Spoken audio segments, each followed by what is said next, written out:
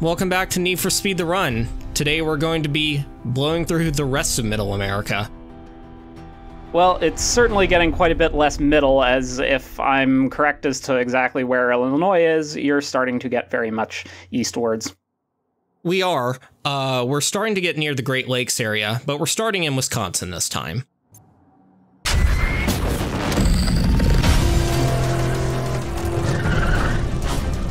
I forget if cross written that way is feminine in French, but it's an interesting place to start, I guess. I think so. La Crosse has some really weirdly technical narrow roads. The Trans Am is great for small town fun, but this road isn't well suited to it. You can see the Datsun totally out-cornering me. Oh dear. That's okay, we'll catch up to him. He might run into oncoming traffic at some point.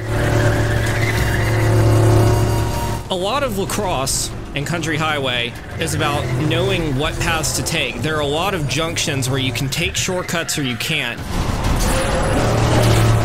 It's actually faster to just stay on the road and cut the corner, because you can keep your speed up as you go through the covered bridge as well, like this. Also, was I right in that he did actually hit oncoming traffic? He did hit oncoming traffic, yes. I enjoy being right. This side detour through the cornfield can be good or bad. It really sort of depends on how well your suspension can handle the bumps. The GT is not handling it too well. I try to get really close to him and overtake, but it doesn't work out. I thought you were going to land on top of him for a second there. We're just going to have to pass him the old-fashioned way. Out of curiosity, have you had a circumstance where you can just land on top of another car? I have once, but you don't get a vertical takedown like in Burnout. You might be tempted to take the first shortcut you see here, but this one's actually way faster. It cuts off more of the following corner and sets you up decently for this following section, in which there are these long, sort of sweeping curves and you have to dodge traffic. That's all well and good, but I'm still kind of disappointed at the statement that there is no such thing as a vertical takedown.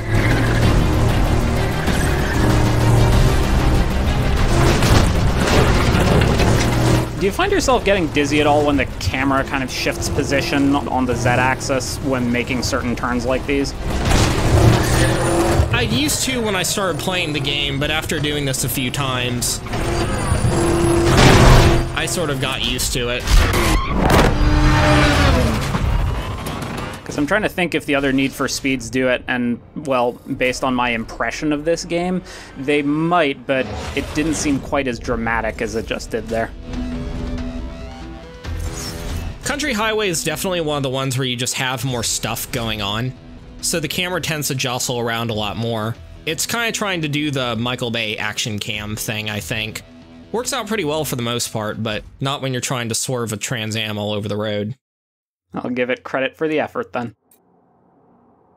I actually really like Country Highway. I love those shortcuts through the cornfield. And now Fort Atkinson. Fort Atkinson.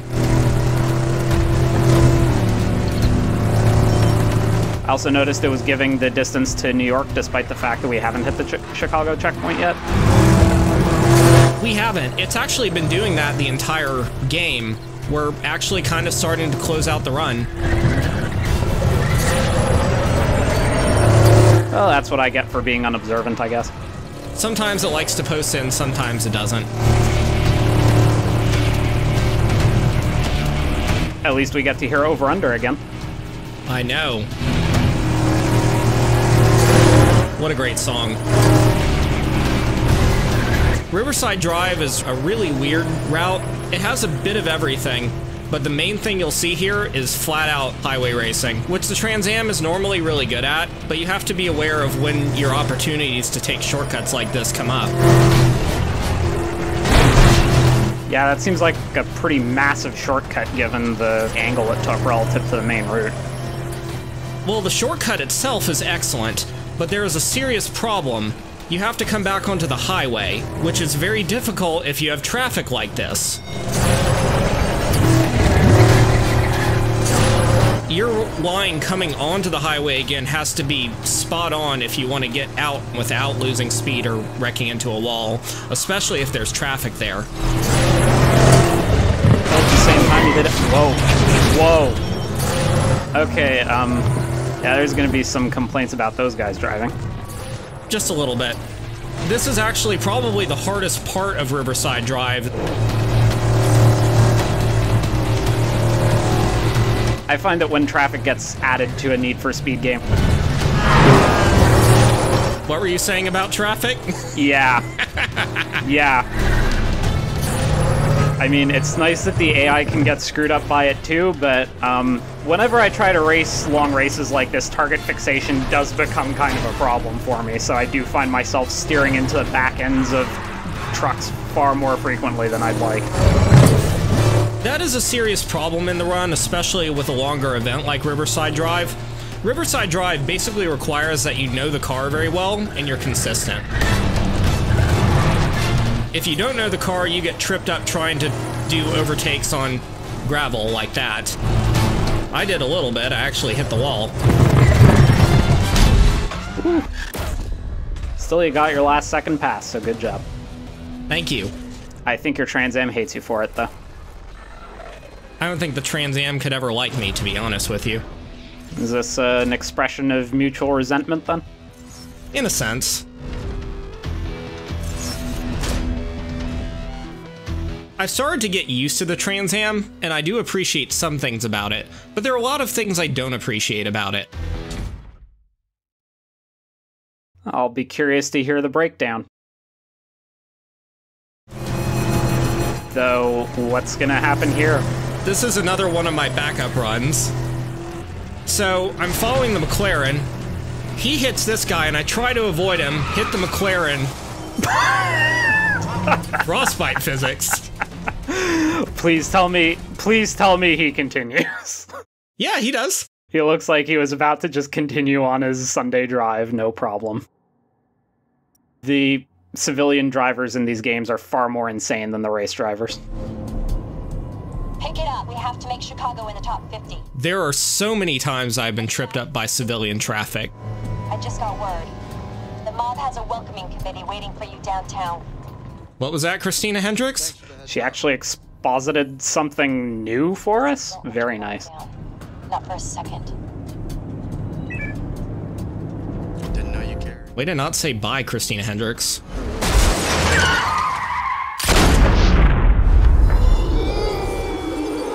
Oh no, a man with a badly rendered Colt 1911. Yeah, I'm gonna say, that's like the smallest 1911 I've ever seen. I love the sort of, groan that Jack makes as he doesn't get shot. It's like Sean Ferris couldn't be bothered. So welcome to Kennedy Expressway. We've got 4 people standing between us and 50th place. So we'll take them out one by one. Kennedy Expressway is a very wide open highway race. You know, sort of like the ones that we really last saw in probably episode 1. The trick with Kennedy Expressway is that this is actually a pretty technical event because you're facing a lot of undulations in the road that you have to account for, and you're trying to outrun people like this BMW. And yeah, it does seem like a very sort of know-the-route type of highway, just based on, as you said, the turns that it's making. 100%. As well as the fact that you have heavy traffic to contend with. If you don't actually manage to pass the BMW on the straightaway, you actually have to pass him inside the tunnel. Otherwise, you basically have no chance. We finished that section of the battle event with 3 seconds to spare, but it is very, very possible for the BMW to come in ahead of you and reach the checkpoint before you do, at which point you just lose immediately. This game's demonstrated its lack of forgiveness in more than a few ways, but you seem to be doing all right. Ha! I guess he choked. He actually hit traffic too. Nice. I'm glad to know I'm not the only one with target fixation problems. The Camaro here is actually pretty easy as far as opponents go. He has a lot of the same weaknesses that we do in the Firebird. The trick is just finding a good opportunity to overtake him. Depending on how the traffic is, that can be easier said than done. Looks like you made it without incident and even beat him to the finish line by a significant enough margin. Some of the checkpoints in Kennedy are really generous for some reason. Oh, wipe that smug look off your face. Jack, you still with me? You know me better than that, Sam. Okay, final push to New York. It's time to move to the front. Are we talking to Jack or Christina Hendricks? Oh, I was talking to Jack. They were both looking pretty smug for a second there. They were. I like how she said it's time to move to the front, as if we weren't allowed to do that until now. You know, based on the way this game works, I feel like you genuinely weren't allowed to do so until now.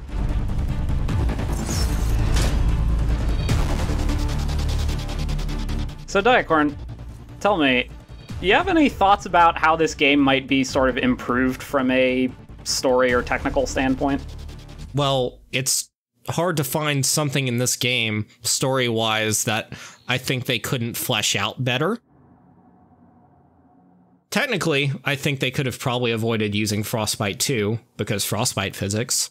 It might have been interesting if, say, every time you started a playthrough, it did just randomly generate a number of racers who acted as your rivals throughout certain events.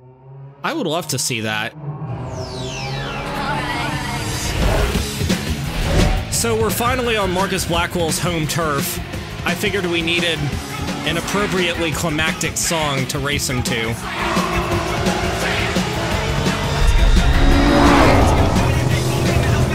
Let's stomp the crap out of this rich kid. Looks like you got a very broad Chicago set of streets to work with.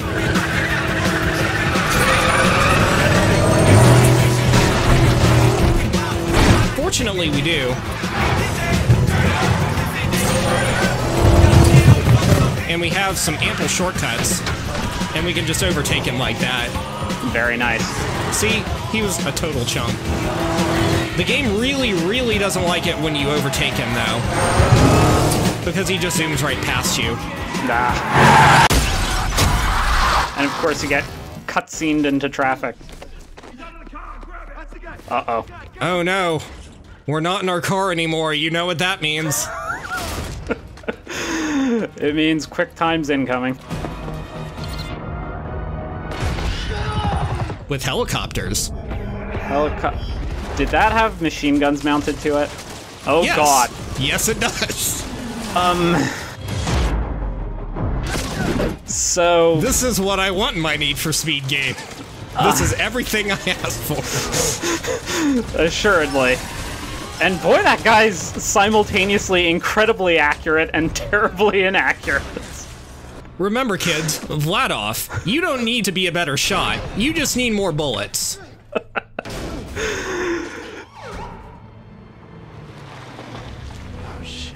So the helicopter didn't see us jump off the roof. I'll cover the back. Got it. And now these cops are curious about this guy in an alley as opposed to the terrorist attack that might be happening right now. It's really weird. They never explained why these cops are here. 33. Officer down and our cruiser's been stolen. Roger that. What's his 20? About 2 blocks south of my current location. It's oddly refreshing to drive a car that isn't a supercar. Possible sighting southbound on Is this another one of the Ford Police Interceptors then? Charlie 5 heading there now. This is the Ford Police Interceptor. And now we have to outrun the gunship in it. So I think we were talking before, perhaps off-screen, about exactly what kind of mob family we're dealing with here. That is a very good question, and it's never fully established. The fact that he uses a 45 says he's probably old world mob. Attention all units, we have a civilian helicopter firing on traffic in the financial... I'm inclined to say that between the Aston Martin 177 and the surname Blackwell that we're probably looking at Irish mob. I would say English mob. Anyone got a position on that chopper? I got him. Target is currently... This whole sequence is making me think Irish Mob, saying that, you know, with the whole helicopter setup, that they just decided to get good old Sean the Ace of Diamonds McManus on loan from the IRA or something like that. I wouldn't be surprised about that. If you get hit by about 5 bullets on extreme, you will blow up. But as long as you can avoid staying in the spotlight, you should be mostly okay. The gunship basically has momentum, and so if you turn, it will have to move to follow you. BCB, I lost him.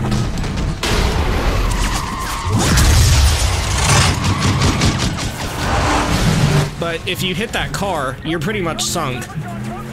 We don't have a lot of places to go, so I'm just going to drive in oncoming traffic. Seems like the safest option right now. Also, I don't know why that Challenger just jump charged like that. I also noticed that this seems to be the only car that is immune to Jack's nitrous granting powers. He's no stop. Flew by the 1073 on Michigan. What's his heading? Pretty much. I got him. He's heading to the train yard. Maybe that's why he doesn't occasionally try going in police colors. The municipal police of Chicago unfortunately do not install nitrous in all their vehicles.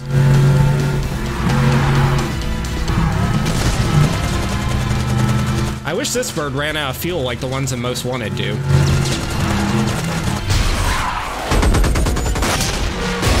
Oh no, a cutscene! Not the milk truck. Hey, Mode Wondershot? Yo. Have you ever played Heavy Rain? No, but I've seen all of it. I'm glad. Oh, because it's that scene. It is that scene. Okay, we have to get out. Ha! At least he doesn't have to get the GPS on his way out. No, he doesn't. But he has another problem to worry about. Oh no! Oh, shit. Okay, can we get out this way? No. Okay. Heavy Rain was stupidly contrived, but at least it didn't pull this.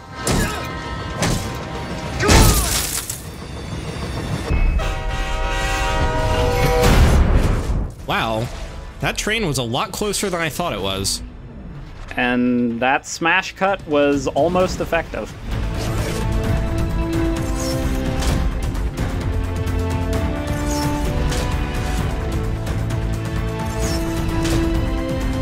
Also, I have no idea why it gave us 4 resets in this section, or why it says I was 41.72 seconds slower. I found out that you can actually restart the police chase section, and you will have to because the helicopter is a bastard on extreme. But for some reason, it just seems to have decided it wants to add the cutscene or something into our total runtime. Sounds like this game, unfortunately. It's kind of weird. Take the next left. I'm never not impressed at the sorts of stuff this game does. It should be right in front of you. Can you see it? From this angle, is he just holding a GoPro in his right arm there? No, I mean, he's doing the Cloverfield thing. It's a well-established film technique. Listen, Jack. No race is worth your life. We can stand down if you Nobody's standing down. Oh my. Check out that incredible branding. So all 3 of our new cars that we're totally gonna jack are Audis. You literally cannot go through this game without driving an Audi. Oh well. RS4? Maybe? Maybe. This is not the same RS4 that we drove at the beginning of the game when we escaped from the Oakland junkyard. This is actually an upgraded NFS edition with 730 horsepower and the exact same paint job.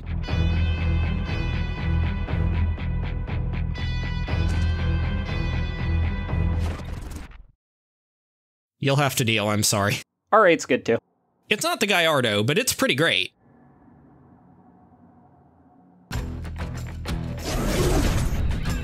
So, it's time for us to move to the front. Jack's pride is wounded, but he's not out of the fight just yet.